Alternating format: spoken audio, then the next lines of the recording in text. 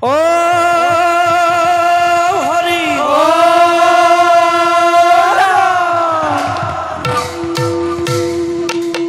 ধীরা ধীরা ধেরি দাও ধীরা ধীরা ধেরি দাও ধীরা ধেরি দাদা ধেরি দাও ও আরে প্রবে ধীরা ও ভাবে দই দানা ও আরে হঙ্গে সোলে তারো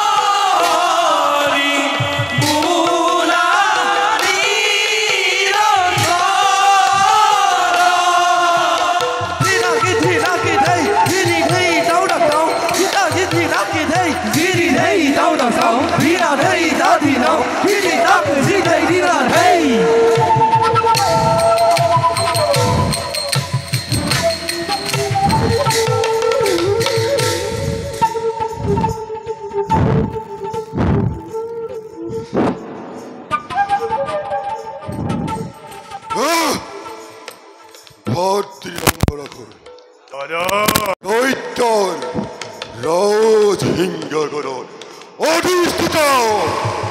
ও আজি পর্যন্ত মরদময় নবর হন্তি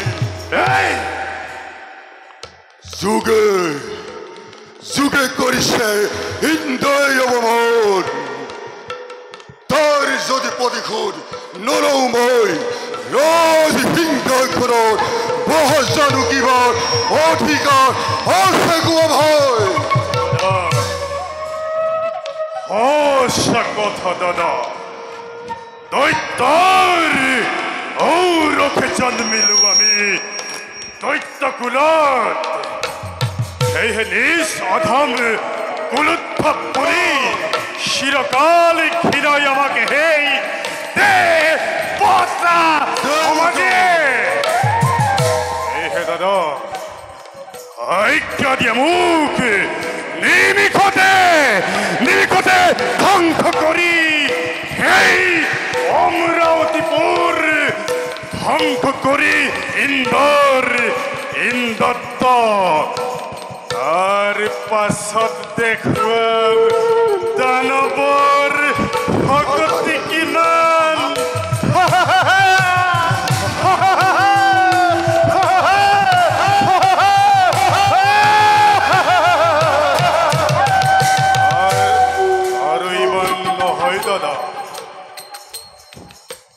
পতি খুদর স্পৃহা রণর তিস্তামুর বাহে ক্ষণে ক্ষণে দাদা ওরা যাও আক্রমণ করু আমি স্বর্গপুরে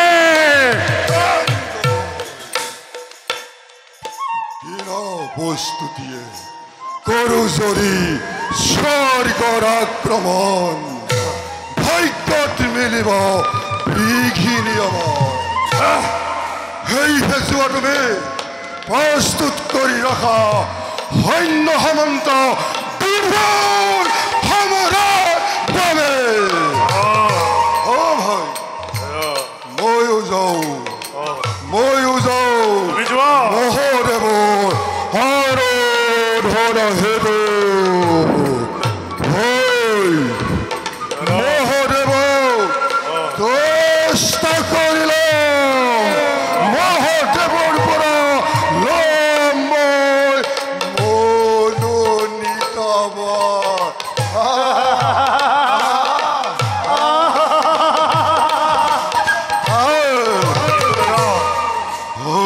মহাদেৱে নিজে যদি মনোমত বৰ তেতিয়া কি কৰিবা তুমি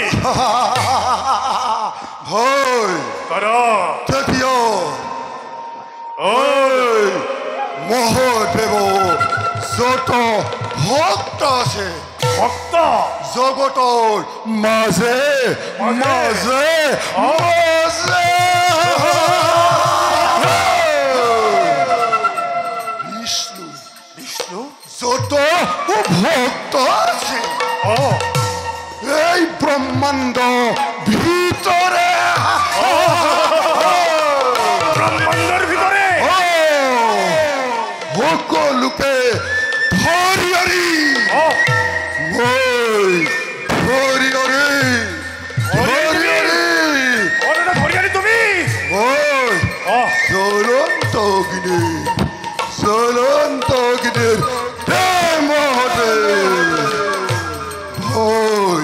দাদা ইমানতো ধৰি মহোদয় নহয় তুষ্ট এতিয়া কি কৰিবা দাদা এতিয়া দাদা কোৱা দাদা ব্ৰহ্মা ব্ৰহ্মা বিষ্ণু বিষ্ণু এই স্বয়ং ভঙ্গুৱা ভঙ্গ তিনিওকে তিনিওকে হৰি হৰি আনি কি কৰিবা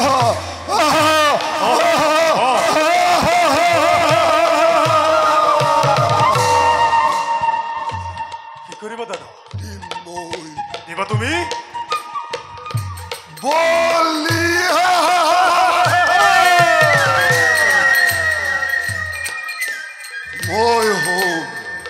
মই হম তীৰ জগতৰ ভগৱান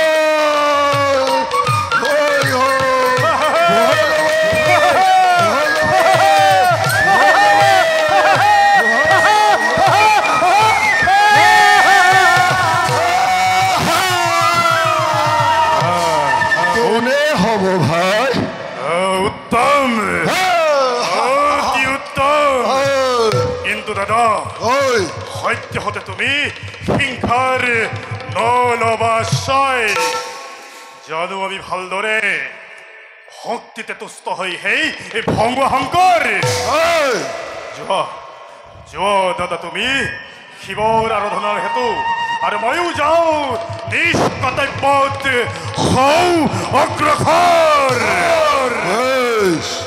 সেয়ে হ'ব কালিলৈ পবাৰতে যত্ন কৰি শিৱৰ আৰাধনা হেতু হৰ হৰ মহাদেৱ হৰ হৰ মহাদেৱ হৰ হৰ মহাদেৱ হৰ হৰ মহাদেৱ হৰ হৰ হৰ হৰ মহাদেৱ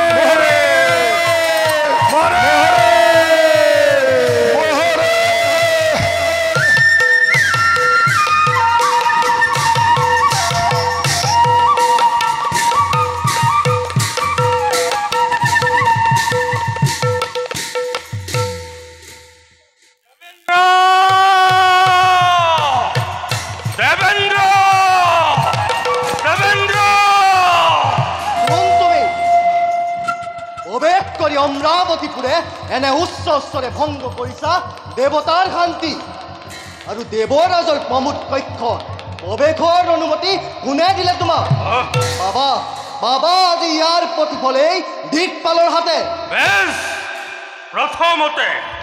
প্ৰথমতে পৰাস্ত কৰি তোমাকে সন্মুখ সমৰতে তাৰ পাছত সাক্ষাৎ লভিম মই দেৱৰাজ ইন্দ্ৰ বেছ তেন্তে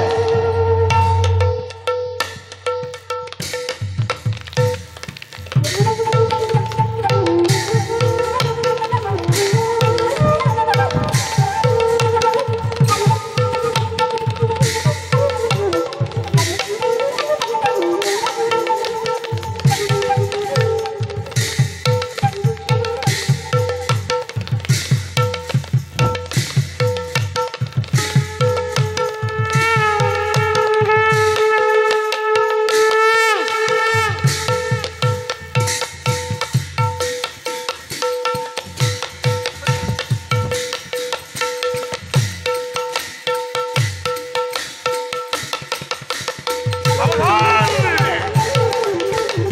সাবধান মূর্খ দেবতা এই মুহূর্ততে শব্দ ভেদবান প্রহার করি ধরা হয় করিম তোমাক শব্দ ভেদিবান এওই তেন্তে রাজা দখর শান্ত হোক মহারাজ আমি দেবেন্দ্র হেও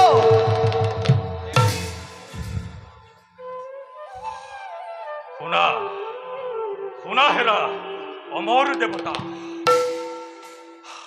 যোৱা কবাগৈ দেৱেন্দ্ৰক সাক্ষাতৰ বাবে আহিছো অযোধ্যা নিপতিত ঘৰতে প্ৰলয়ৰ সেইখন মূৰ্তি ধৰি আহিছো ঘৰতে ঘটিব পাৰে অমৰাৱতীতে মহাঘটন মহাৰাজ অবশ্যে দেবেন্দ্ৰক জনাম মই আপনাৰ আগমনেৰ বাতৰি আপুনি খন্তেক বিশ্ৰাম কৰক হোক দেৱতাৰ অতিথিশালা বিশ্ৰাম বেছ কিন্তু বিশ্ৰাম কৰিম মই ক্ষণিকৰ বাবে কবাগৈ দেৱেন্দ্ৰক ধৈৰ্যচ্যুতি নঘটাই যেন এই ৰজা দশৰথৰ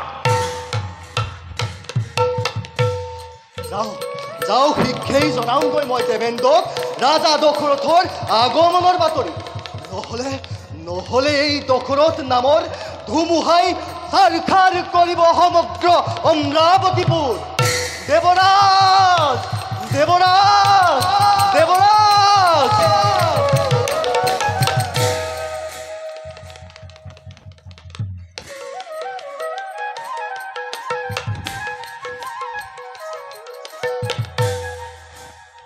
ৰাজকাৰ্যৰ নৈমিত্তিক ব্যস্ততাৰ হেতু দেৱৰাজ অৱসন্ন আছে সেয়ে উপভোগ কৰি নৰ্তকীৰ মনোৰম নৃত্য গীত প্ৰাণ সজীৱতা আনো মই ভাগৰুৱা মনত কিন্তু এয়া কি দিকপাল দিকপাল দেৱৰাজ প্ৰণাম দেৱৰাজ এয়া কি দিকপাল দেৱৰাজ মূৰ্খৰ দৰে আচৰণ নকৰিবা দিকপাল দেৱৰাজ অপৰাহ্ন বেলাহি হল উপস্থিতি অমোদ কক্ষতি গন্ধৰ্বসকলৰ সমপে নৰ্তকীগণৰ এতিয়াও নাই দেখা দেখি তুমি হেন দিকপাল থাকোতে হেব কি ইমান সাহস হল সিহঁতৰ কেনেকৈ তাৰোপৰি উপেক্ষিছে আজি সেই অপেশ্বৰীগণে দেৱৰাজ তাত তেওঁলোকৰ নাই কোনো অপৰাধ আপোনাৰ মনোৰঞ্জনৰ বাবে কৰোঁতে ব্যৱস্থা আগমিলে অযোধ্যা নিপতি ৰাজা দশৰথ আৰু দেৱৰাজ তেওঁ এতিয়া বৰ্তমান অপেক্ষা কৰি আছে আপোনাৰ সাক্ষাতৰ বাবে দিকপাল দেৱৰাজ প্ৰমোদৰ সময়তি নকৰে কাকো সাক্ষাতেই দেৱ পুৰন্দৰে দেৱৰাজ তাৰোপৰি নিচিনো কোন সেই মত্যৰ দশৰথ নিপতি দেৱৰাজ পৰাক্ৰমী তেওঁ সূৰ্য বংশৰ ৰজা আৰু দেৱৰাজ জানে তেওঁ শব্দভেদীবান কি কলা দিকপাল হয় দেৱৰাজ জানে তেওঁ শব্দভেদীবান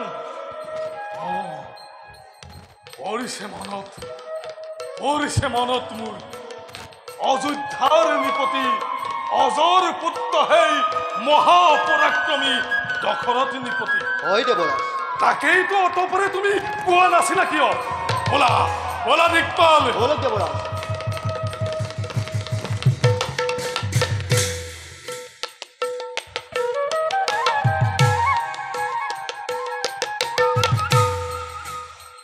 গ্ৰহণ কৰি দেৱতাৰ ৰাজ আতিথ্য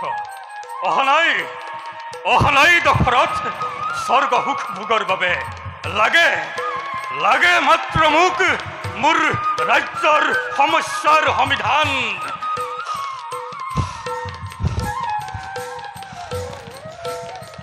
মহান ইচ্ছা কুবংকৰ মত্যৰ নিপতি দশৰথৰ প্ৰতি প্ৰণিপাত আমাৰ প্ৰতি নমস্কাৰ দেৱৰাজে কৰিব গ্ৰহণ আৰু কওকচোন হে মত্যৰ নিপতি কিবা দৰে আমি কৰিম সাহায্য আপোনাক সাহায্য দেৱতাৰ সাহায্য মোৰ নোহে প্ৰয়োজন মাত্ৰ কওকহে দেৱেন্দ্ৰ আপোনাৰ অধীনস্থ মেঘগণে কিয় বৃষ্টিপাত কৰোৱা নাই মোৰ অযোধ্যা ৰাজ্যতে জলৰ অভাৱত ভুঞ্জি অশেষ নিকাৰ অযোধ্যাৰ প্ৰজাগণে আজি দেশান্তৰ হ'বলৈ আৰম্ভ কৰিছে আনকি পশু পক্ষীগণে ধিক্কাৰ বচনে ত্যাগ কৰিছে অযোধ্যা নগৰ চিৰদিনৰ বাবে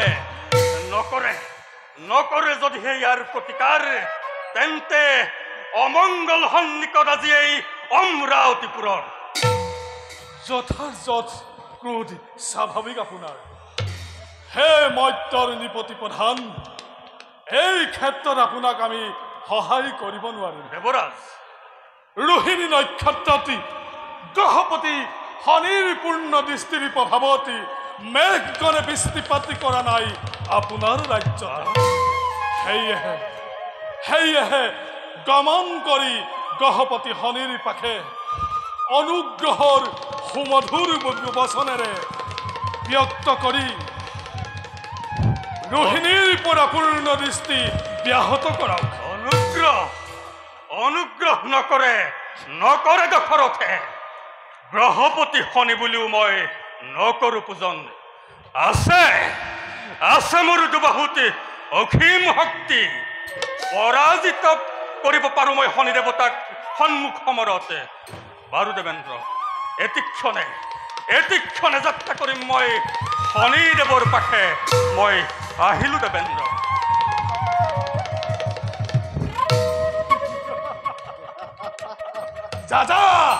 যা হেৰ অহংকাৰী উদ্ধত ৰাজন গ্ৰহপতি শনিয়ে দিব তোক যোগ্য প্ৰত্যুত্তৰ দেখপাল বোলা যাওঁ বাবে নৰ্তকীগণৰ নৃত্য গীত আমি কৰোগৈ উপভোগ দেৱৰাজ সুৰা যদি নাথাকে লগত আনন্দ লভিব জানো কেৱল অপেশ্বৰী নৃত্য গীতত তুমি মোৰ মনৰ ভাৱ প্ৰকাশেই কৰিলা বোলা পলমৰ নোহে প্ৰয়োজন বলক দেৱৰাজ ও হরি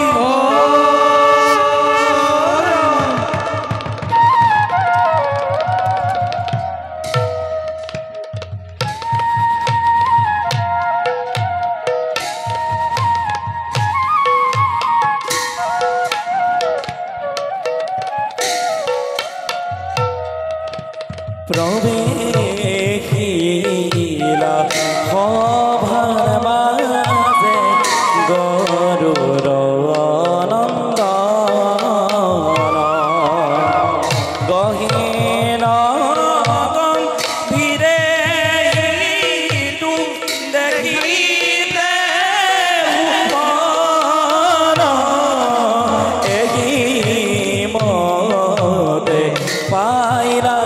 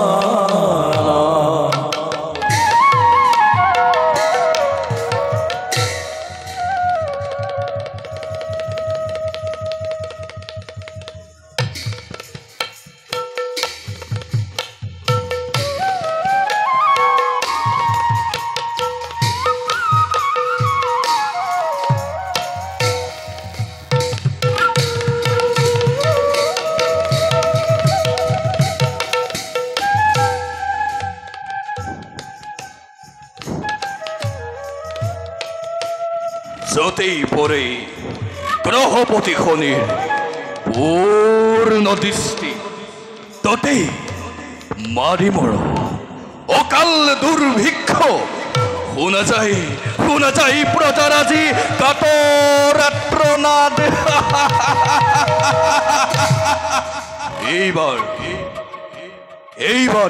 পূৰ্ণ দৃষ্টি মোৰ ৰোহিণী নক্ষত্ৰ এইয়ে বৃষ্টিপাত হোৱা নাই আজি অযোধ্যা ৰাজ্যত কাৰণ অযোধ্যাৰ নিপতি ৰাজা দশৰথে কেতিয়াও কৰা নাই শনিক পূজন নাজানি দশৰথে গ্ৰহপতি শনিৰ প্ৰভাৱৰ কথা অহংকাৰত উদ্ধত হৈ মত্ত হৈ আছে আজি বিষয়ৰ ভোগ বিলাসত শুন হেৰো সত্যাভিমান মদমত্ত ৰাজা দশৰথ যিদিনালৈকে তই এই গ্ৰহপতি শনিৰ নপক্ষিবি শৰণ সেইদিন পৰ্যন্ত বৃষ্টিপাত নহ'ব তোৰ অযোধ্যা ৰাজ্যত দুখ আৰু তোৰ প্ৰজাগণক মই আৰু সান্তনা ভগোৱাম তেহে এই শনিক তই কৰিবি পূজন বুজি পাবি ভালদৰে মৰ্ত্যৰ মানৱ গ্ৰহপতি শনিৰ মহাত্মা কাৰণ য'তেই দৃষ্টি মোৰ ততেই প্ৰলয় প্ৰলয় প্ৰলয় প্ৰলয়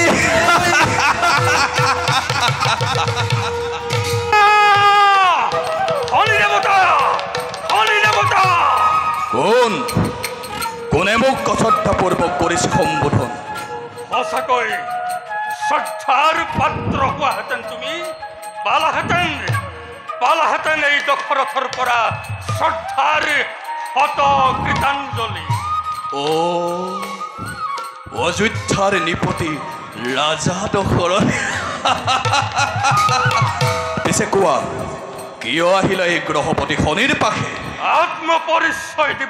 আত্মপৰিচয় দিবলৈ অজৰ পুত্ৰ অযোধ্যানিপতি ৰাজা দশৰথৰ আজি আকৌ আত্মপৰিচয়ৰ কিবা প্ৰয়োজন অন্যায়ৰ বিৰুদ্ধে প্ৰজাৰ মংগলৰ বাবে এই দশৰথে কিমান ভয়ংকৰ মূৰ্তি ধাৰণ কৰিব পাৰে তাৰ পৰিচয় দিবলৈ তুমি মোক ভীতি প্ৰদৰ্শন কৰিছা ৰাজা প্ৰদৰ্শন নহয় দেৱতা প্ৰমাণ দিবলৈ কোৱা দেৱতা ৰোহিণীৰ পৰা তোমাৰ পূৰ্ণ দৃষ্টি কেতিয়া ব্যাহত হ'ব সেয়া এই গ্ৰহপতি শনিৰ নিজ ইচ্ছাধীন আৰু এক সামান্য মানৱৰ ভীতি প্ৰদৰ্শনত গ্ৰহপতি শনি নিজ লক্ষ্যৰ পৰা কেতিয়াও নহয় বিচলিত দেৱতা যোৱা ৰাজা যোৱা গ্ৰহপতি শনিৰ উপদৃষ্টিৰ পৰা আঁতৰি যোৱা যাৰ পূৰ্ণ দৃষ্টিতে স্বয়ং শিৱ পুত্ৰ গণেশৰ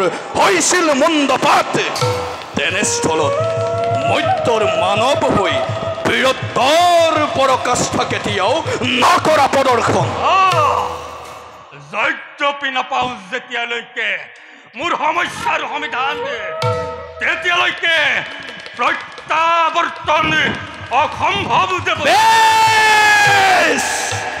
বেশ তেন্ত্ৰে অহংকাৰী উদ্ধত ৰাজন এই গ্ৰহপতি শনিৰ কুপদৃষ্টিত পৰি তই জ্বলি পুৰি ভস্ম হৈ যা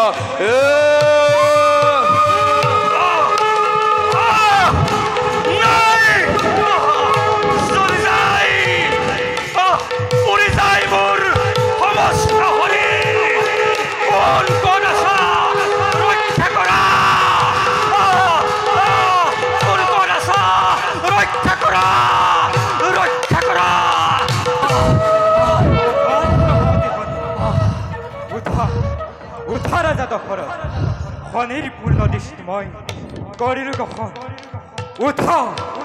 উঠ ৰাজা দশৰথ শনিৰ পূৰ্ণ দৃষ্টিময় কৰিলো গ্ৰহণ উঠ ৰাজা দশৰথ শনিৰ পূৰ্ণ দৃষ্টিময় কৰিলো গ্ৰহণ সাৱধান শনি দেৱতা এইবাৰ নাপাবা নিষ্ঠাৰ এই দশৰথৰ হাতত ক্ষান্ত হোৱা ৰাজা দশৰথ এই গ্ৰহপতি শনিয়ে তোমাক কৰিলে পৰীক্ষা যার পূর্ণ দৃষ্টি তলুক্ষত উঠে দ্রাঘর কপনে, যার এটি কটাক্ষত জগতত সৃষ্টি হৈ প্রলয় দুর্ঘূর। এইহেন গ্রহপতির আগত্রবী সাহসেৰে হলাসন্মুখী প্ৰশংসিছো মই বীৰত্বক তোমাৰ। শুনা ৰাজন, আদিত্যৰ পুত্ৰ মই গ্ৰহপতি শনি, আৰু তুমিও নিপতিবীৰ সেই আদিত্য কুলৰ। নিশ্চয় সেয়ে তুমি মোৰ পৰম আত্মীয়। বাৰু কোৱা ৰাজা দশৰথ, গ্ৰহপতি, যি লাগে ল'ব পাৰা তুমি মনোমত বৰ। হে গ্ৰহপতি, অন্য বৰ মোৰ নোহে প্ৰয়োজন, মাত্ৰ ৰোহিণীৰ পৰা পূৰ্ণ দৃষ্টি আপুনি ব্যাহত কৰক, এই হ'ব মোৰ মনোমত বৰ। সেয়ে হ'ব ৰাজন, এই মুহূৰ্ততে ৰোহিণীৰ পৰা পূৰ্ণ দৃষ্টি মোৰ কৰিছোঁ ব্যাহত।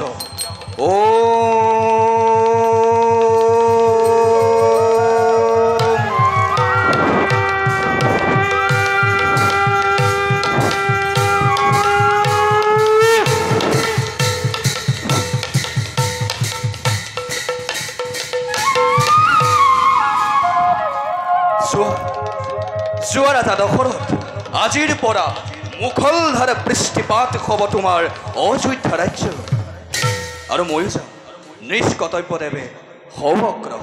ভাল শনিদেৱ।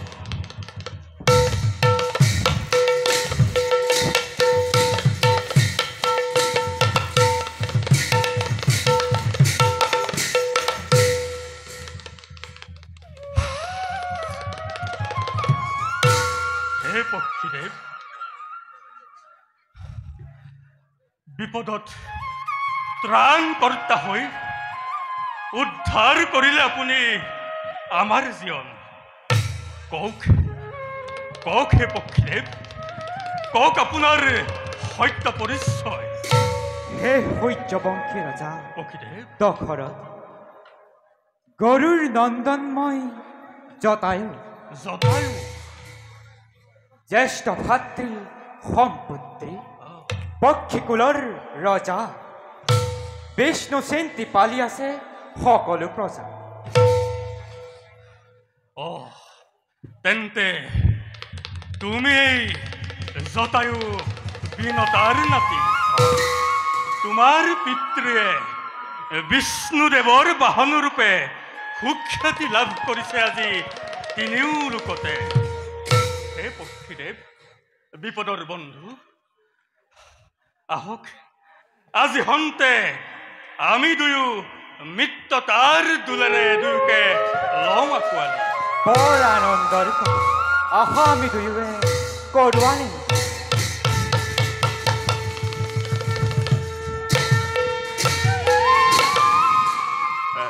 বাৰু পক্ষীদেৱ, বলক যাওঁ আমি খন্তেকে বিশ্ৰামৰ হেতু। ব'লক।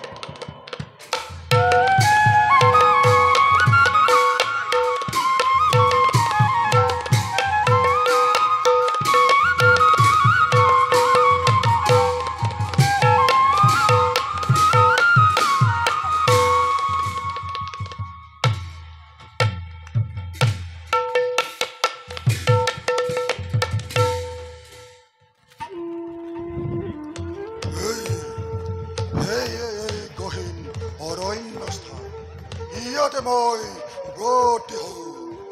প্ৰথমে মই এই চাৰিওদিশ কৰি লওঁ সুৰক্ষিত।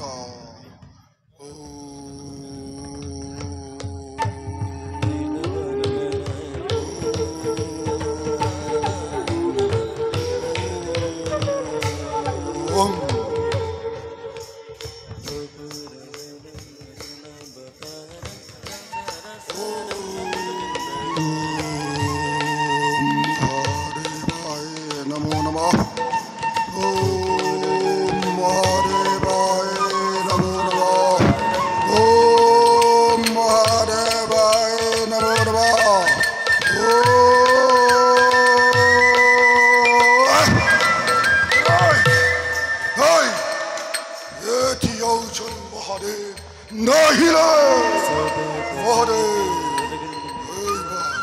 পুনবৰ কৰিছো নমস্কাৰ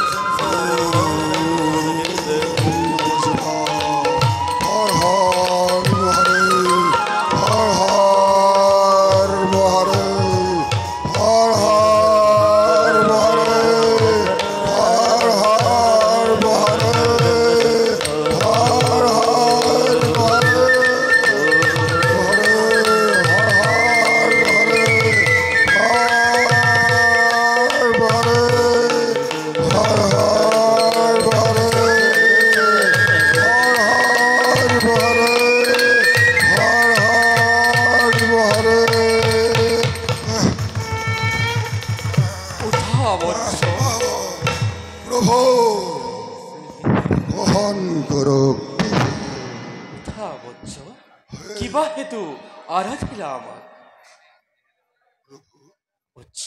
ভক্তৰ প্ৰতি যদি উদয় হৈছে দিয়া মোক অমৰত্ব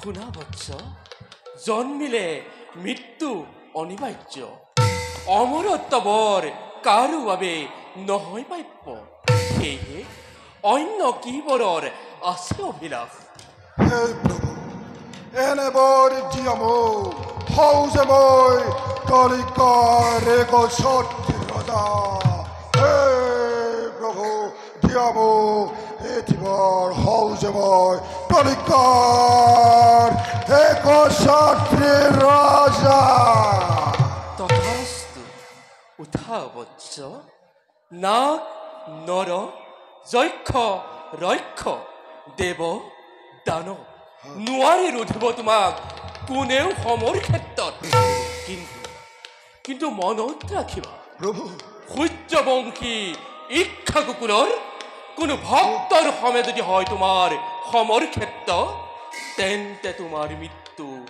অনিবাৰ্য যোৱা নিজ কৰ্মত হোৱা অগ্ৰসৰ হল প্ৰভু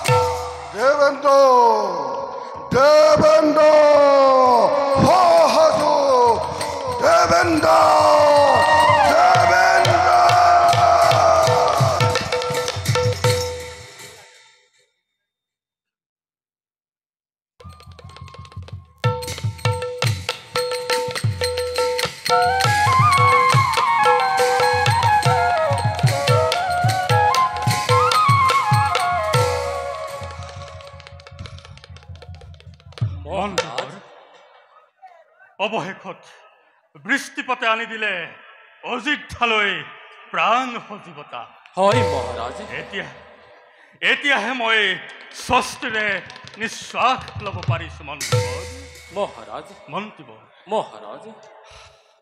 আজি অযোধ্যাৰে সকলো প্ৰজাৰ মুখত কেৱল আপোনাৰেই কথা সকলো প্ৰজাই আনন্দ মনেৰে হৰিৰ গুণানুকীৰ্তন কৰি আপোনাৰেই গাইছে জয় গান মহাৰাজ অযোধ্যাৰে শত সহস্ৰ প্ৰজাগণৰ হৈ এই হোমন্তই আপোনাকে কৰিছো প্ৰণাম নহয় মন্ত্ৰীবৰ মহাৰাজ প্ৰজাক অন্ন বস্ত্ৰ আৰু বাসস্থান প্ৰদান কৰাৰ উপৰিও বহিঃশক্তিৰ আক্ৰমণৰ পৰা ৰক্ষা কৰাই হৈছে ৰজাৰ প্ৰধান কৰ্তব্য হয় মহাৰাজ মই মাত্ৰ মোৰ কৰ্তব্যহে পালন কৰিছো মহাৰাজ বাৰু মন্ত্ৰীবৰ মহাৰাজ ব্যস্ত থাকি বিষয়ৰ ভোগ বিলাসত মহাৰাজ ব্যস্ত থাকি ৰাজকাৰ্যত মন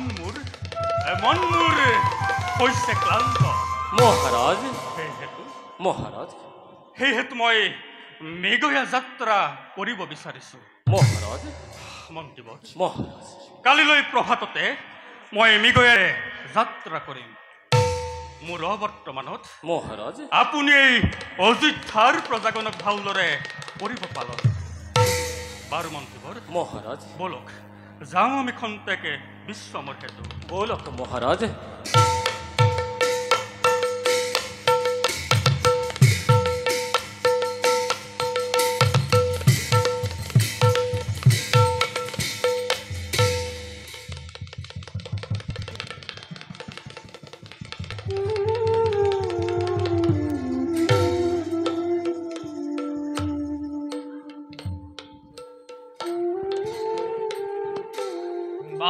সিন্ধু পিতা, তই আৰু আমাৰ কাৰণে কিমান কষ্ট ভোগ কৰিবি অ বাছা, কিমান কষ্ট ভোগ কৰিবি পিতা। বাছা। তোমালোকে দুখ নকৰিবা, বিধাতাই বিধিলিপি লিখিলে ইয়াকে বিধাতাৰ দান বুলি গ্ৰহণ কৰা বিনা প্ৰতিবাদে। বাছা, এয়া বিধাতাৰ দান নহয়, এয়া আমাৰ নিজ কৰ্মফল। নিজ কৰ্মফল? হয়, নুবুজিলো পিতা। ভাঙি পাতি কৈ মনৰ সন্দেহ দূৰ কৰা। বাছা সিন্ধু পিতা, সেয়া বহুত দিন আগৰ কথা।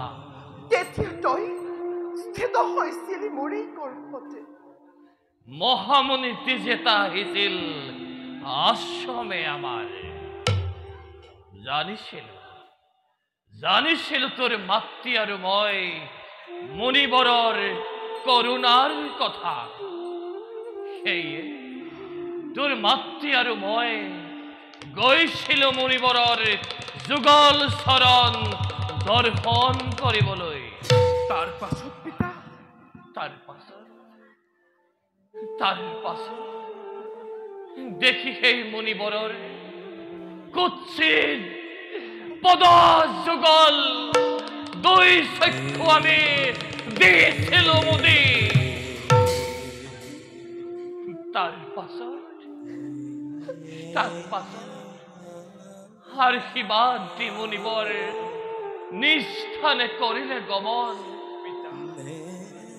তাৰ পাছত তোৰ মাতৃ আৰু মই দুই চক্ষু হেৰুৱাই তোৰ বোজা হৈ জীয়াই থাকিব লগা হৈছে।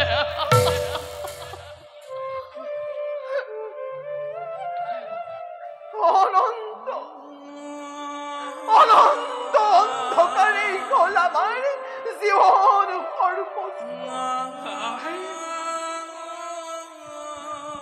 আৰু পিতা, তোমালোকে দুখ নকৰিবা। যদিও আছিল নিজ কৰ্মফল, তথাপিও ঋষিৰ ব্ৰহ্ম সাপে অতৰালে মনৰ অন্ধত্ব। তাকে তোমালোকে গ্ৰহণ কৰা বিনা প্ৰতিবাদে।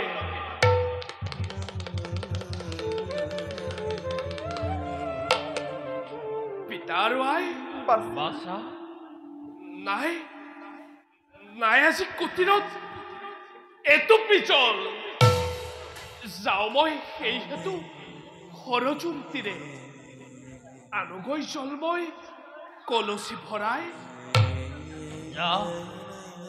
যা সিন্ধু পিতা, সোনকালে তই উলটি আহিবি আশ্ৰমলৈ। পিতা, তোমালোকে চিন্তা নকৰিবা।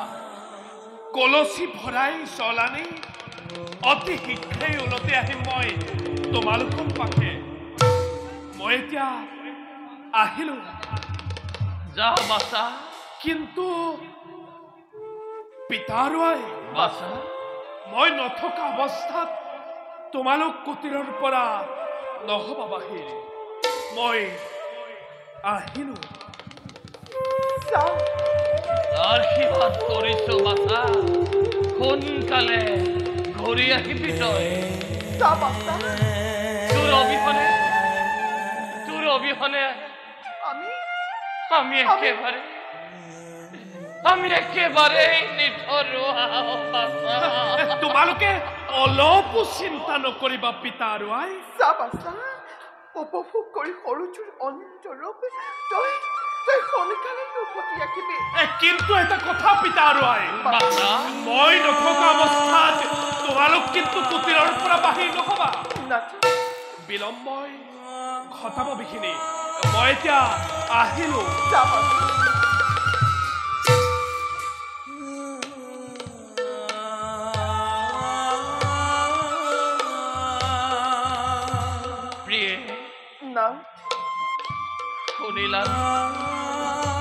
শুনিলাৰে আমাৰ বাছাৰ মুখৰ বছৰ ই দিনক দিনে বৰ ডাঙৰ হৈ আহিলে কেতিয়াবা মোৰ কেনেকুৱা হ'ব জানা ই যেন আমাৰ পুত্ৰ নহয় ই যেন কোনোবাৰ দেৱতাৰ পুত্ৰ মৰ্ত্যৰ জীৱন কটাইছে কি আমাৰ পুত্ৰ হৈ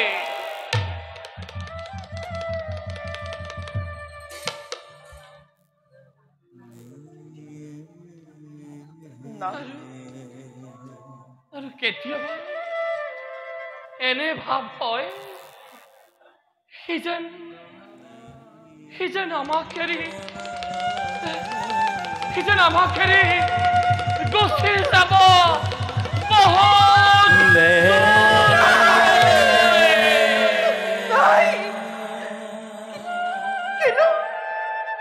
অমংগলীয়া কথাবোৰ কৈছে আপুনি মোৰ বাচ্চাকে মই 10 দিন মোৰ গৰ্ভত লৈ মোৰ বক্ষৰ অমৃত খুৱাই তাকে তুলি তালি ডাঙৰ দীঘল কৰিছো সি বাৰু আমাক এৰি থৈ কলৈ গুচি যাব তেনেবোৰ অমংগলীয়া কথা কৈ মোক মনো কষ্ট নিদিব স্বামী মোক মনো কষ্ট নিদিব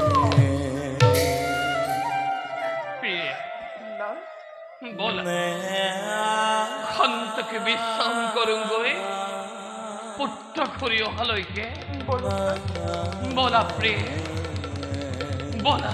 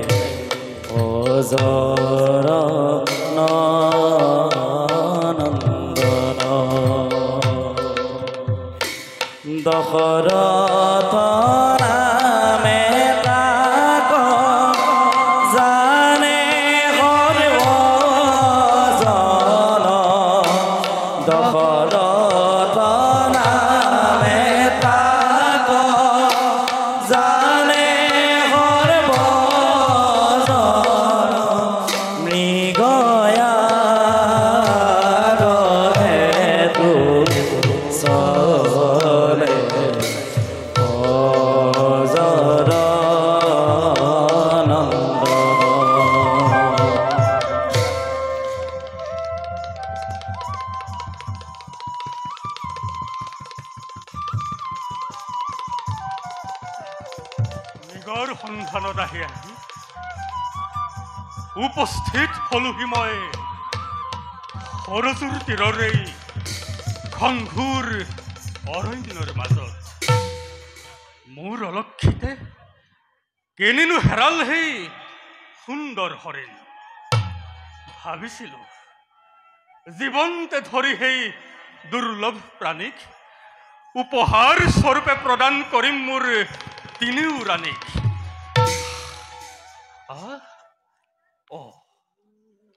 সুদূৰত শুনিছো কুলু কুলু সৰজুৰ ধ্বনি। যাওঁ মৃগৰ সন্ধানত আৰু কিছু দূৰ মই আগবাঢ়ি যাওঁ।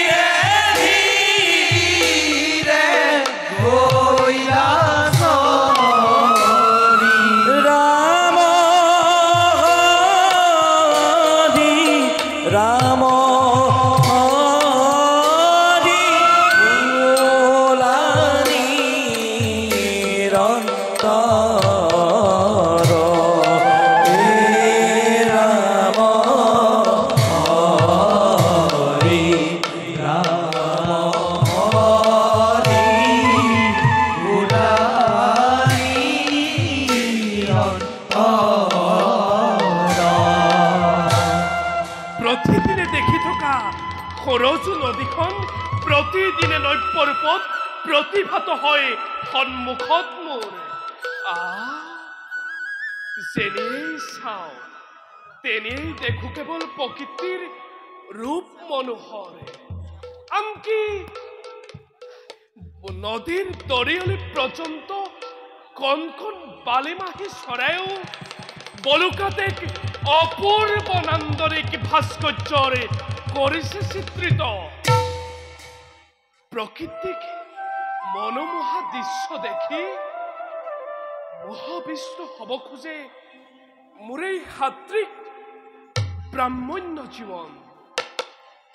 কিন্তু সেয়া যে মোৰ পৰা সুদূৰে দূৰত। সংসাৰৰ সৰহ সময় পিতৃ মাতৃৰ চৰণ সেৱা কৰোঁতেই যায়।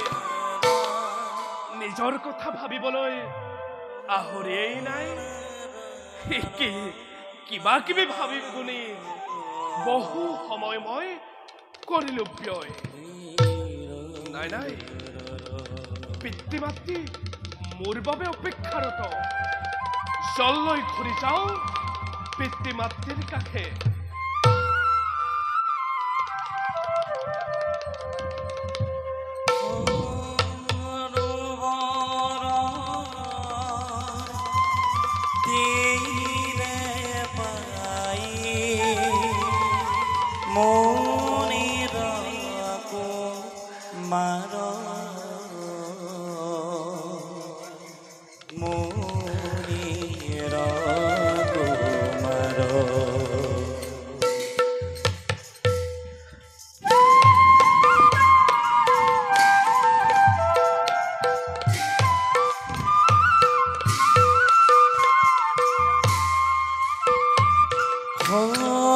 সৰোবৰৰ তীৰে পাই কুমার হরির কুমার রঙ্গমনে ক্রিয়া করে দেখা করব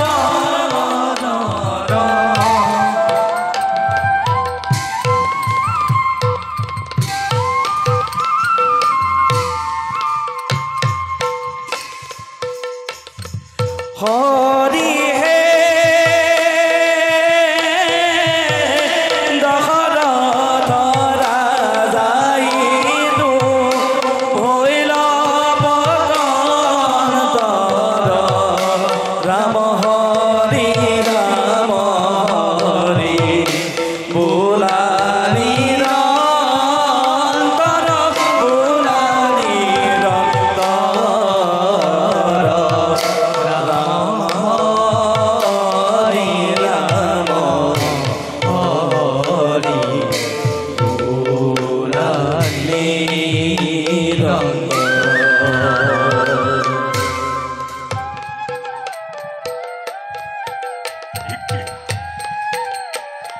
ক্ষুদ্রত ক্ষুদ্রত হল সময় এক অদ্ভুত শব্দ নিশ্চয় নিশ্চয় উন্মাত্র গজৰাজৰ এটি দলে এই অৰণ্যৰ মাজত কৰিছে প্ৰৱেশ নাই নাই নাই নাই হৱা সিহঁত নিশ্চয় সৰজুৰ নিৰ্মল জল পান কৰিছে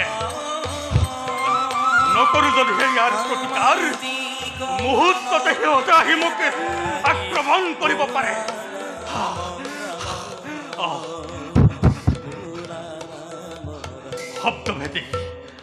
শব্দভেদী বান প্ৰয়োগ কৰি মই উন্মাত্ৰ গজৰাজৰ দলক বাধা প্ৰদান কৰোঁ নহ'লে যে মোৰ ঘটিব অথন্ত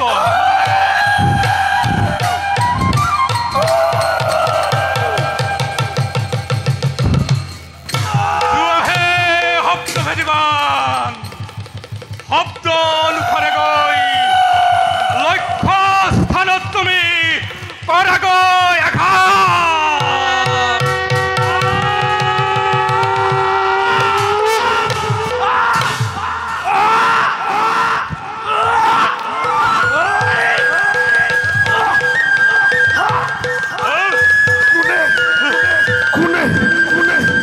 কোনে মোক কৰিলে মোৰ পিঠা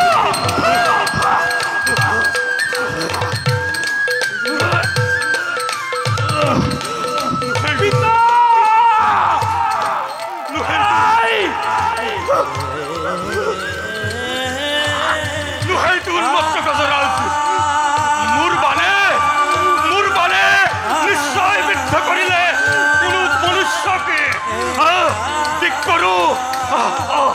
যাওঁ যাওঁ তেওঁক মই সাহায্য প্ৰদান কৰোঁগৈ নহ'লে যে তেওঁৰ ঘটিব মৃত্যু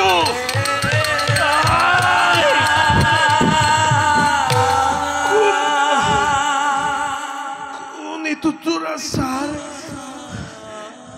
অপপ্ৰয়োগেৰে কৰিলা মোক পিতা পিতা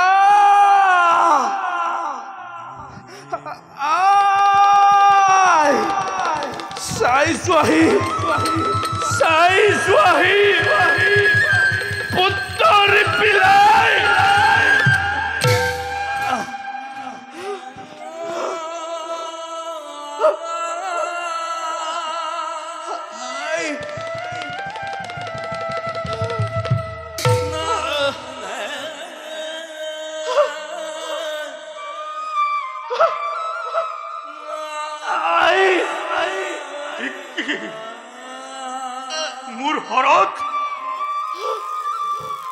মোৰ হৰত বৃদ্ধ হল কোনো এক মুনি কুমাৰ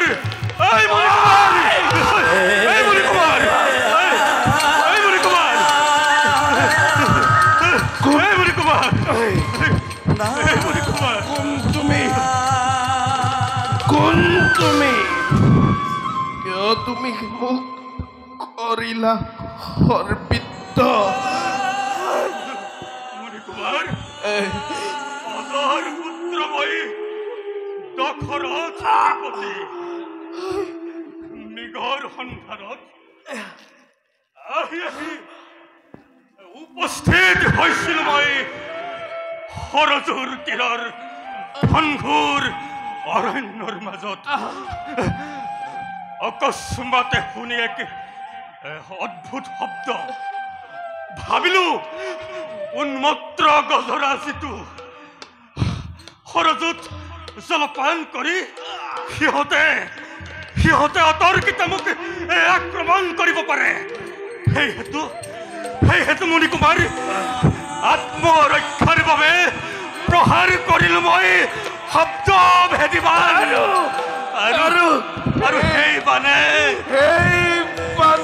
কাঢ়ি নিলে এই মুনিৰ প্ৰাণ এই মুনিপুত্ৰ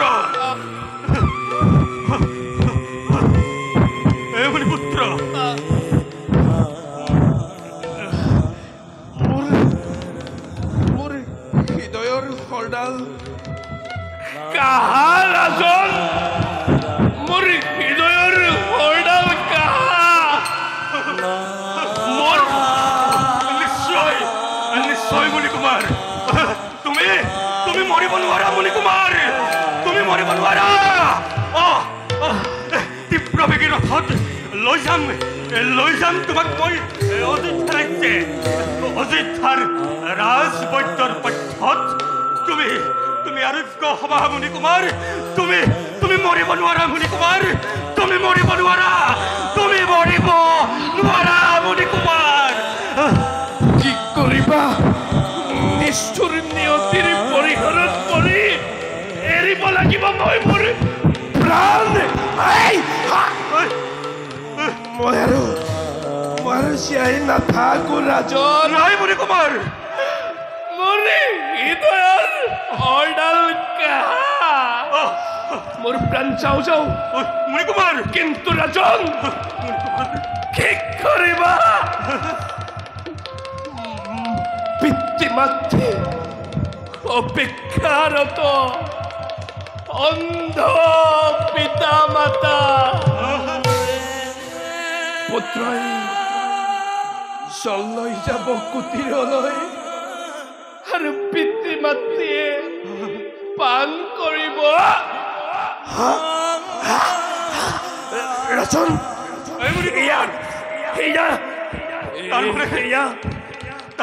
সেয়া অতীত মোৰ খৰডাল কাহা ৰাজন মই আৰু জীয়াই থাকিব নোৱাৰো তুমি মৰিব নোৱাৰা মুনিকুমাৰ তুমি মৰিব নোৱাৰা মুনিকুমাৰ এই মুনিকুমাৰ নাই তুমি মৰিব নোৱাৰা পিতা মোৰ খৰডাল কাহা পিতা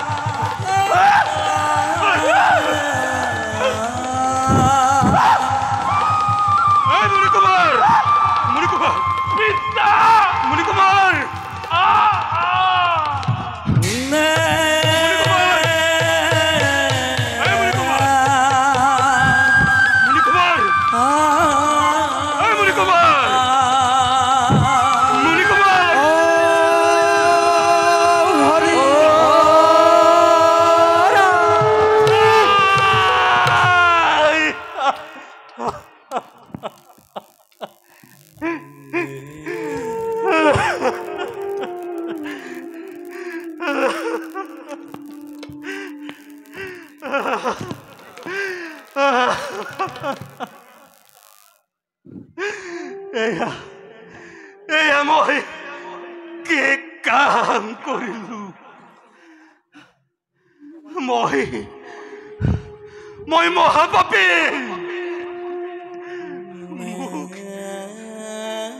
মোক পাপ সাগৰত ডুবাই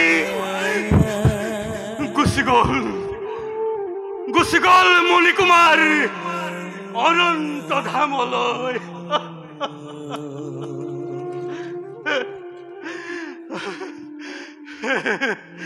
হে প্ৰভু ভগৱান,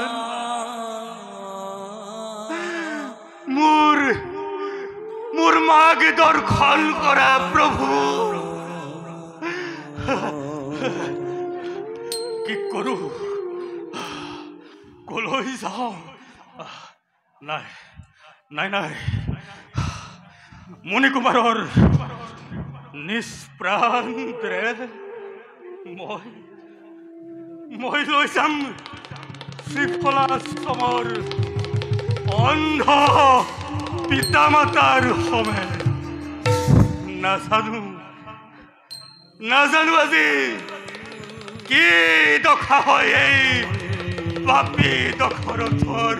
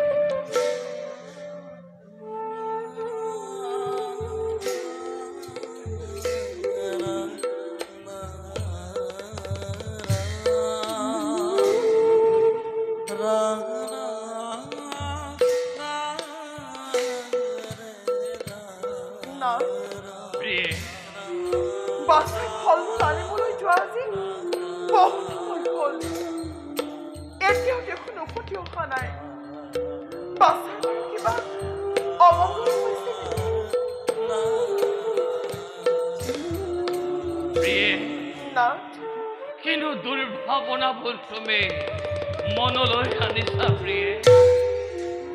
তুমি ভবামতে সৰজৰ পানী তোলা ঘাট নহয়তো ইমান ওচৰত। তাতেইতো সৰজৰ, তাতেইতো খৰালিৰ দিন। যাব লাগে বলুকাৰে বহুত দূৰলৈ। মাতৃৰ আকুল সন্তানক সদায় কাষত বিচাৰে। সেয়েহে দুৰ্ভাৱনা স্বাভাৱিক মাতৃৰ প্ৰতি।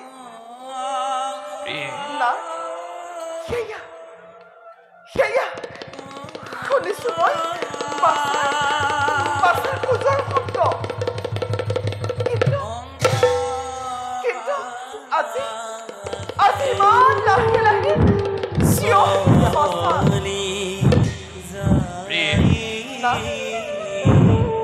সে প্ৰতিদিনে আমাৰ বাবে কষ্ট কৰি কৰি ভাগৰি পৰিছে। সেয়ে হয়তো কি আহিছে ধীৰেৰে।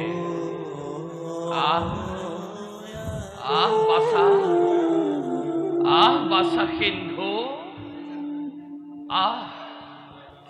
অন্ধ পিতা মাতাৰ বুকুৰ মনে বাছা।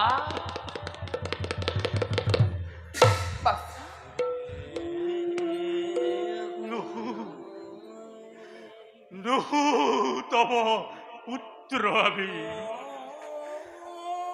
অজৰ নন্দন আমি দশৰথ নৃপতি।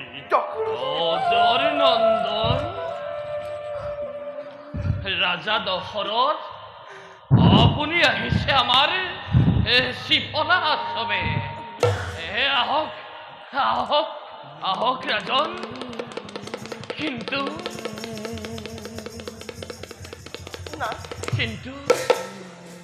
আপোনাক দিনাখন দিবলৈও পুত্ৰ যে নাই আছে আশ্ৰমে আমাৰ গৈছে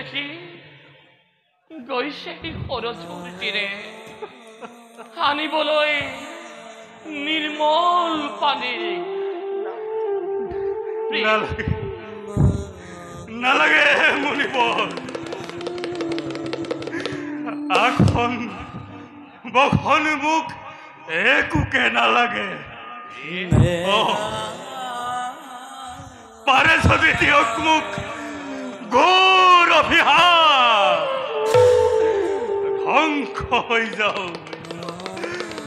ধ্বংস হৈ যাওক আজি এই পাপী দশৰথৰ নাম ধৰণীৰ পৰা নালাগে দেখিব আৰু এই দশৰথৰ মুখ সমগ্ৰ বিশ্বই ৰাজা দশৰথ আপুনি বিশাল অযোধ্যাৰ ৰাজেশ্বৰ কিয় আপুনি এনেদৰে কৰিছে কন্দন হৈছে নেকি ৰাজ্যত কিবা ঘটন সুদিনটো ঘূৰি আহিল আপোনাৰ ৰাজ্য না মই শুনিব পাৰিছো অত্যপীয় অপুত্ৰকে দশৰথীপতি হয়তো পুত্ৰৰ আশীৰ্বাদ বিচাৰি আহিছে আমাৰ চাবলৈ সেইদিনা পুত্ৰৰ আশীৰ্বাদ কৰি কৃতাৰ্থ কৰক দশৰথীপতিকে নালাগে মোক পুত্ৰ ৰতন নালাগে মোক কোনো ৰাজ্য ধন কাৰোবাৰ সন্তানৰ জীৱন ধ্বংস কৰি নিবিচাৰে এই দশৰথে নিজ সন্তানৰ শেষ কৰিলে কাক শেষ কৰিলে ৰাজন কিবা নাম কিবা তেওঁৰ পিতৃ পৰিচয় কিবা দুখ তেওঁ মুনিবৰ কোনো এক প্ৰভাতৰ কুক্ষণত যাত্ৰা কৰিছিলো মই মৃগয়াৰ বাবে মৃগৰ সন্ধানত উপস্থিত হৈছিলো মই সৰজুৰ তীৰৰ ঘনঘোৰ অৰণ্যৰ মাজত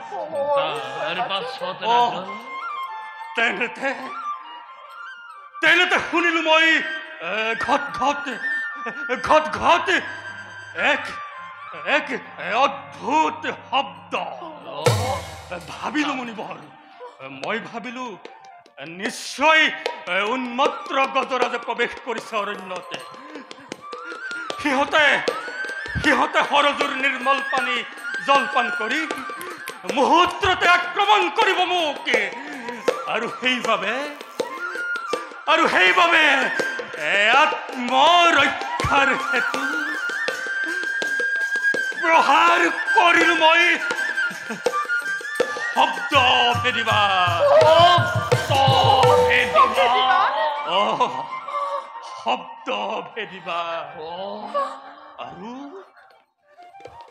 আৰু সেইবানে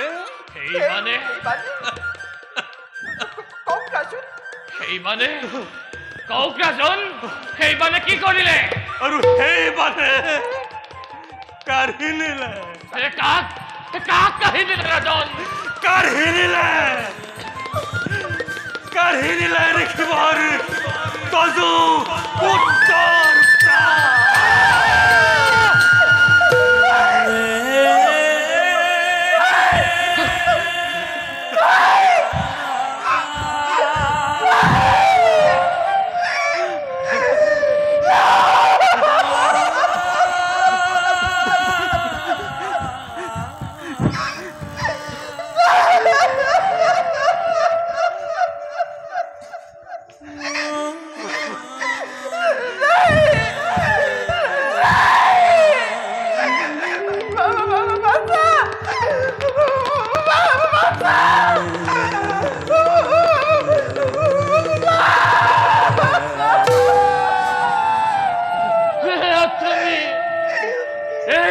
তুমি কি কৰিলা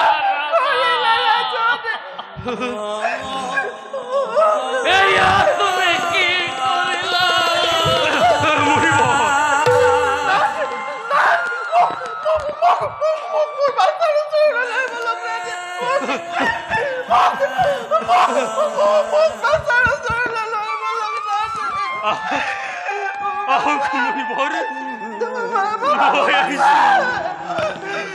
লৈ আহিছো মই তমা পুত্ৰৰ নিষ্প্ৰাণ হৰি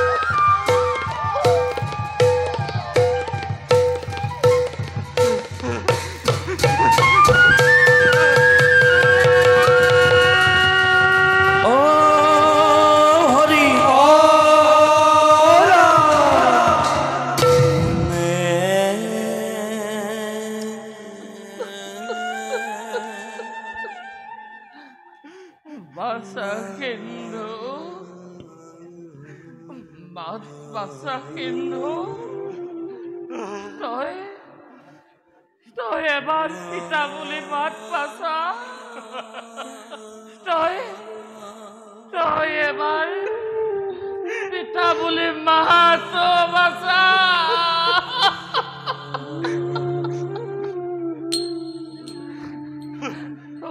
ভগৱান এয়া তুমি কি কৰিলা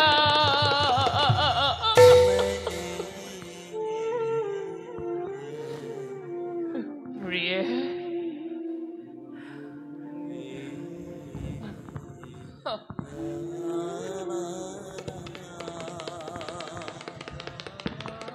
প্ৰিয়ে প্ৰিয়ে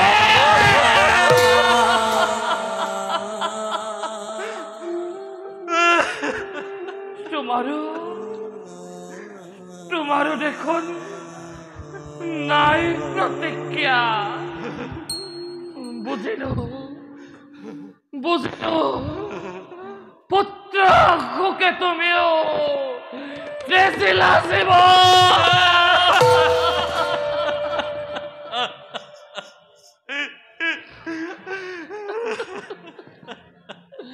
হে ৰাজন এয়া তুমি কি কাৰ্য কৰিলা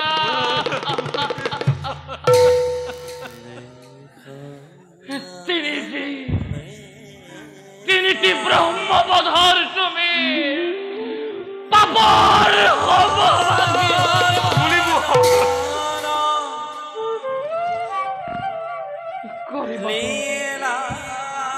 করিবাক পারক বংশে সমলংঘে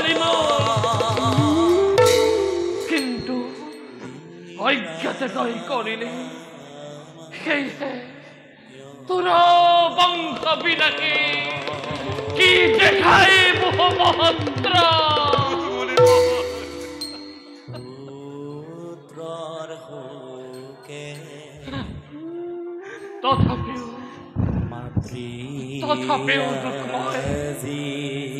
তথাপিও দুঃখময় অভিশাপ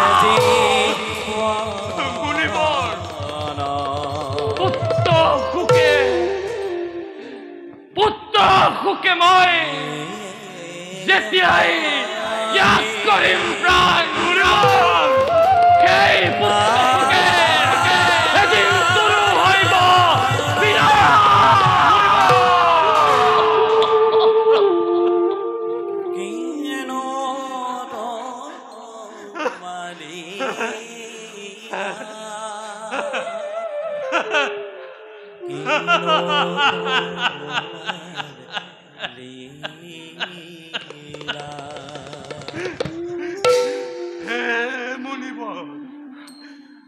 অভিশাপ নুহেইতো আৰ কিবাদে আপুনি আমাক কৰিলে প্ৰদান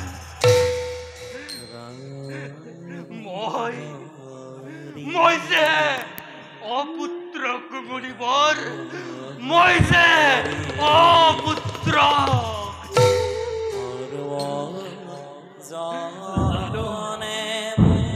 জানো ৰাজন জানো কিন্তু মই নেদেখো যে তোমাৰ অপুত্ৰকৰ লক্ষ্য মাতি আনি ঋষিৰ সিংহ যজ্ঞৰ কৰায়োজন যজ্ঞ তুষ্ট হলে ঋষিবৰে তোমাক কৰিব কৰুণা আৰু সেই কৰুণাৰ বলত জগতত তুমি পিতৃৰূপে হবা পৰিচিত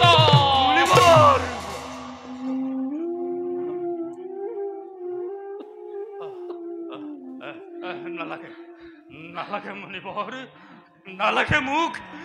নালাগে মোক পুত্ৰ সন্তান মই নিজেই পুত্ৰ ৰূপে তব দুখানি চৰণ আজীৱন সেৱা কৰিম মণিবৰ মই পুত্ৰ ৰূপে তব চৰণ আজীৱন কৰিম সেৱা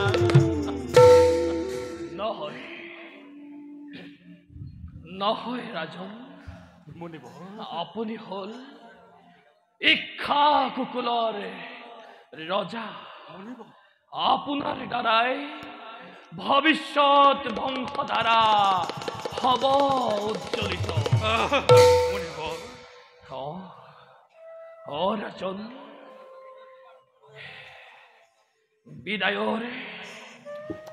বিদায়ৰ শেষ মুহূৰ্তত আপোনাক মই কৰিম মাত্ৰ এটি অনুৰোধ নুহে মণিবৰ আদেশ মোক কৰ প্ৰদান পুত্ৰ সুখে মই যেতিয়াই ত্যাগিম পান মণিবৰ পুত্ৰ হৈ তুমি প্ৰেত কাৰ্য কৰিবা সমাপ মণিবৰ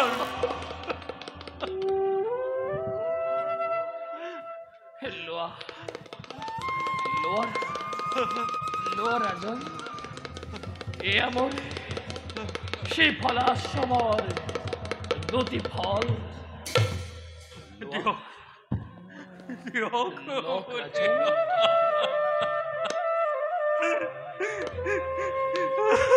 ক্ষমা কৰা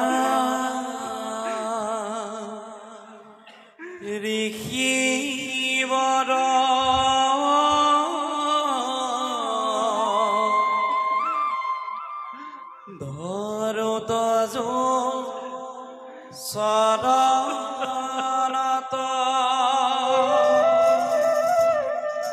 দুখময়ী কৰিলো তজু সমীপত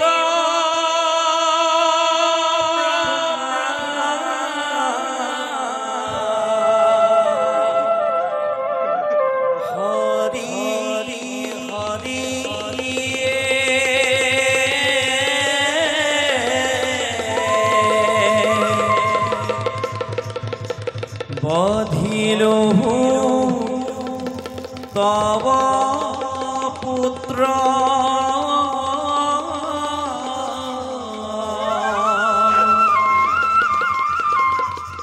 অজ্ঞান বশত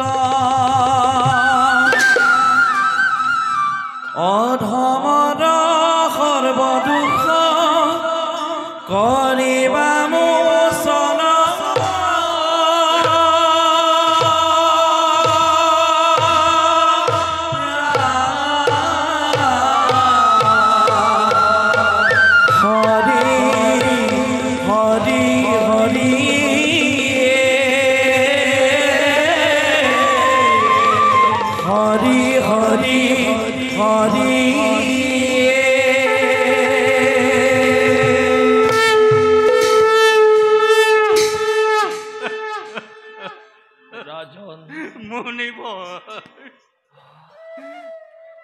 পত্নী পুত্ৰ সহিতে ইহ লীলা ত্যাগ কৰাৰ এইয়ে মোৰ উপযুক্ত সময়। যাত্ৰাৰে সেই সময়ত তোমাক পুনৰ কৰো অনুৰোধ, যেবে মই ইহ লীলা কৰিম ত্যাগ, পুত্ৰ ৰূপে তুমি বেত কাৰ্য কৰিবা সমাপন। এইয়ে মোৰ তোমাৰ ওচৰত শেষ অনুৰোধ ৰাজন, এইয়ে তোমাৰ ওচৰত মোৰ শেষ অনুৰোধ।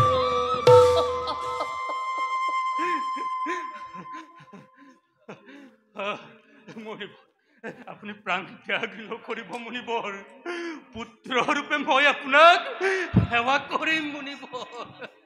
নহয় নহয় ৰাজন, পুত্ৰ পত্নী নথকাতে মই জীয়াই থকাৰ কোনো প্ৰয়োজন নাই মুনিবৰ। এবে মই হলীলা কৰিম সমাপন। এবে মই হলীলা কৰিম সমাপন। দেখা দেখা জন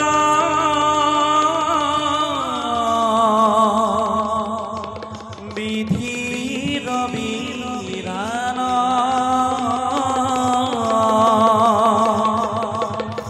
ইচ্ছা মৃত্যু বৰণ কৰে অন্ধত বোধন তান সংগে চলি যাই অন্ধ মহাহতী হৰি হৰি বোলা হৱে পাপ যাওক ধুগতি হৰি হৰি বোলা হৱে পাপ যাওক অধুগতি হৰি হৰি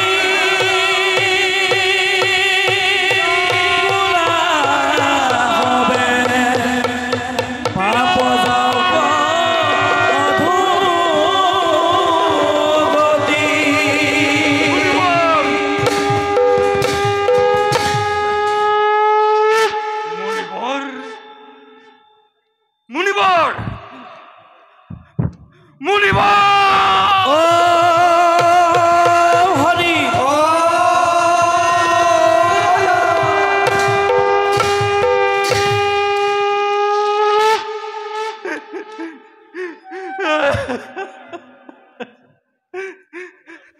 পাপ সাগৰত নিমজ্জিত কৰি ৰজা দশৰথ গুচি গ'ল মুনিবৰ স্বস্থানলৈ।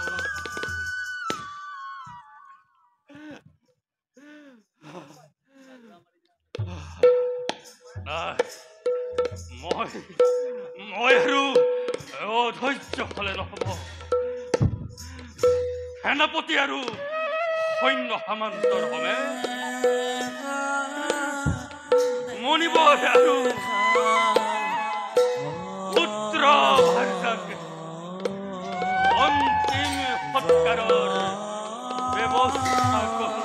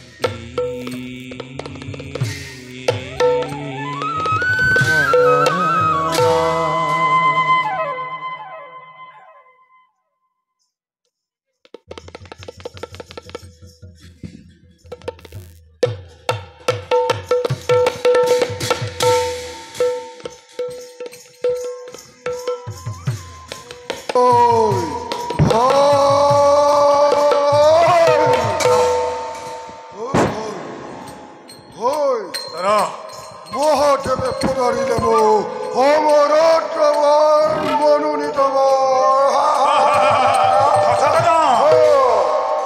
মহাদেবে পদাৰিলে আপোনাক অনুৰোধ তেন্তে কি চাই আছা? মৌনা মৌনা বিলম্বৰ নহয় প্ৰয়োজন। আক্ৰমণ কৰোঁগৈ আমি সেই অমৰাৱতীপুৰে।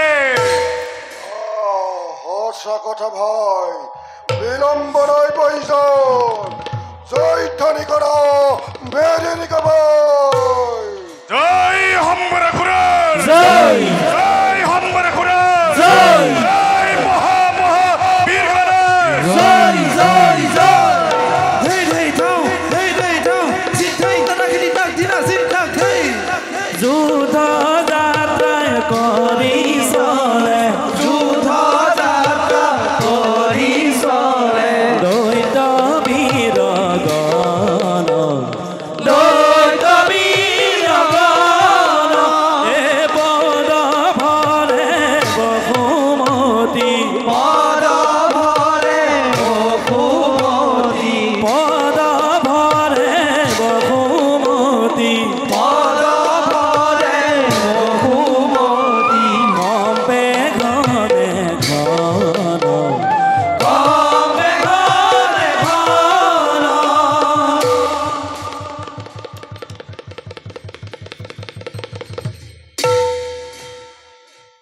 নিগৰ সন্ধানে গৈ সৰজুৰ তীৰে লিপ্ত হল মই ব্ৰহ্মবধৰ মহাপাপত। অৱশেষত বশিষ্ঠ মুনিৰ পৰামৰ্শ মতে পাপৰ মই হলো প্ৰায়শ্চিত্ত। দূতৰ মুখে জানিব পাৰিছো দুষ্ট সম্বৰাসুৰে স্বৰ্গ ৰাজ্যতে কৰিছে আক্ৰমণ। দেৱৰাজ ইন্দ্ৰই পঠাইছে বাৰ্তা, বিচাৰিছে আমাৰ সাহায্য। যাওঁ এতিক্ষণে দেৱেন্দ্ৰক কৰি সহায়, স্বৰ্গ ৰাজ্য আমি কৰো উদ্ধাৰ।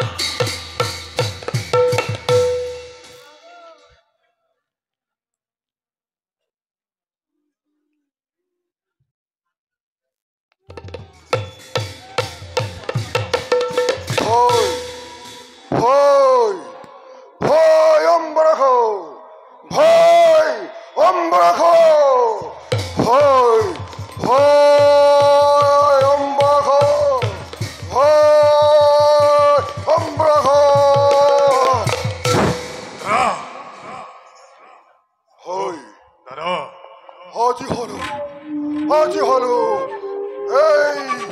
স্বৰ্গৰ ফুৰি আমি এক ওচৰত দি যাওঁ বলো বলো যাওঁ আমিও বিশ্ৰামৰ হেতু আৰু সঠিক মই কৰি ল'ম মোৰ অৰ্ধাংগিনী হা হা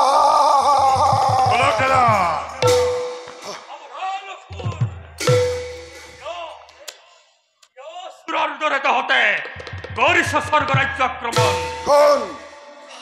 কোন তই হেরো অভূত তোর হত্যা পরিচয় দে অজর নন্দনময় দখলত নৃপতি অজিৎসার আহিছো মই স্বর্গ রাজ্য উদ্ধাৰৰ হেতু শুন হেৰ দাম্ভিক সুৰ তৰ্ক যুদ্ধৰ নুহে প্ৰয়োজন হস্তে হস্তে দেখা তহঁতৰ বলৰ বিক্ৰম গড়ি ধৰো অস্ত যুদ্ধৰ দেখাই বলন এহে দেখা দেখা সৰ্বজন দৈবেৰ ঘটন হৰিয় ইয়াৰে দৈবেৰ ঘটন হৰিয়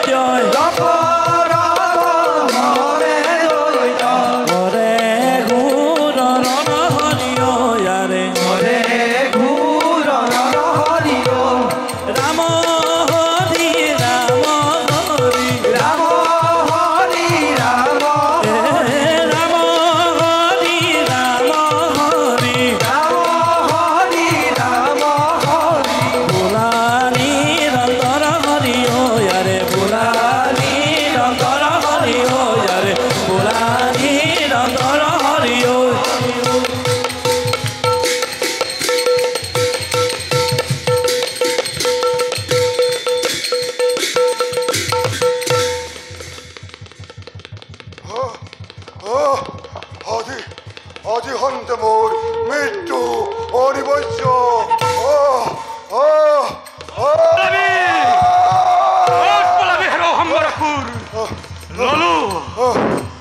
এই শব্দ মুহূৰ্ততেই মানে সংহাৰ কৰিব তোৰ প্ৰাণ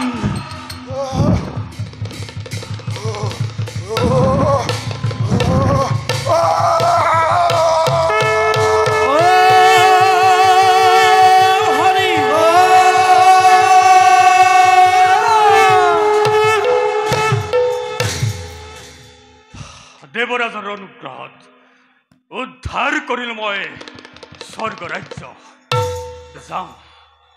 যাওঁ মই এতি ক্ষণে নিজ ৰাজ্যলৈ